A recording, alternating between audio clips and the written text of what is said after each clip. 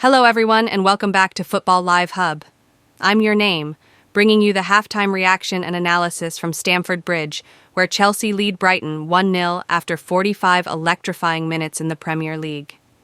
Let's dive into what we've seen so far, how the goal came, who's shaping up well, and what both teams might need to do in the second half.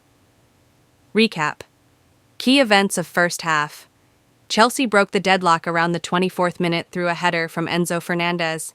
That was a big moment. Fernandez got on the end of a set-piece/free kick delivery and powered it home. Brighton have been trying to respond, but Chelsea have looked more composed, more threatening. Chelsea's attack has had more of the ball, more control, and have managed to build pressure through their midfield and flanks.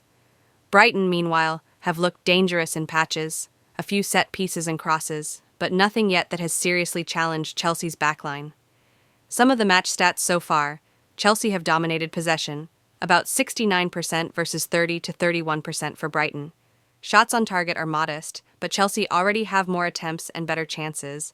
Brighton have gotten forward a few times, but their final ball or finish has lacked precision. Tactical analysis and player performance. Let's talk tactics. Chelsea are using a fairly strong lineup tonight, despite missing key players.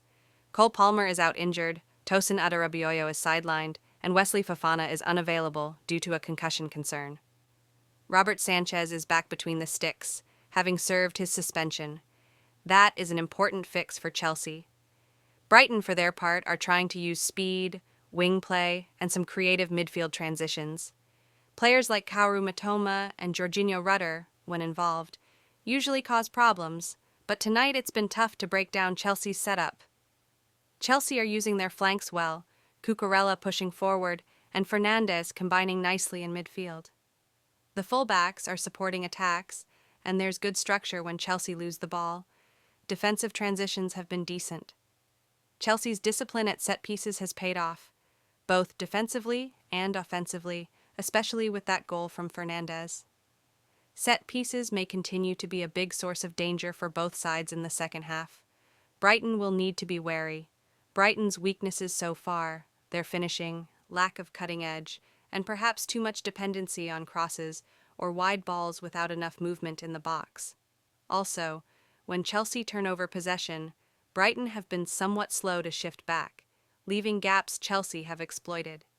Chelsea's strengths: control of tempo, possession dominance, good pressing in midfield, using width, and creating set-piece chances.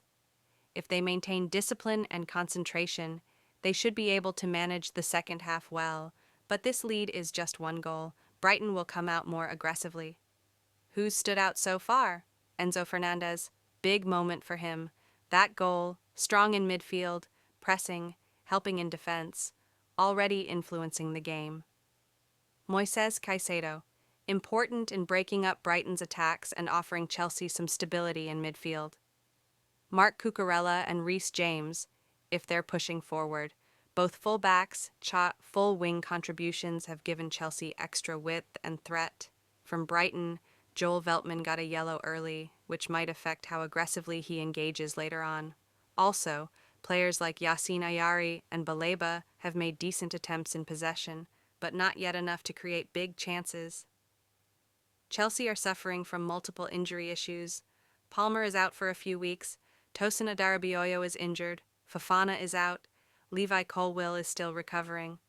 Robert Sanchez is back, which is a boost. He was suspended earlier, but that has been served. Brighton are also missing some players. Jack Hinchelwood and Solly March are expected to be unavailable. Adam Webster is injured. The Standard Brighton have had a mixed league start and have been better in cup competitions lately. They beat Barnsley 6-0 in the Carabao Cup. They will need to translate that confidence into their Premier League performance if they want to come back in this game. What Chelsea must do in second half: maintain concentration and defensive solidity, seeing out Brighton's counterattacks and set pieces, manage energy, especially with squad rotation in mind and upcoming fixtures. Chelsea will want to avoid slipping. Take chances when presented. If they get transitional moments, be clinical. Don't allow Brighton to get back in with sloppy defending. Press smartly, high press when possible, but avoid leaving big gaps if Brighton break through.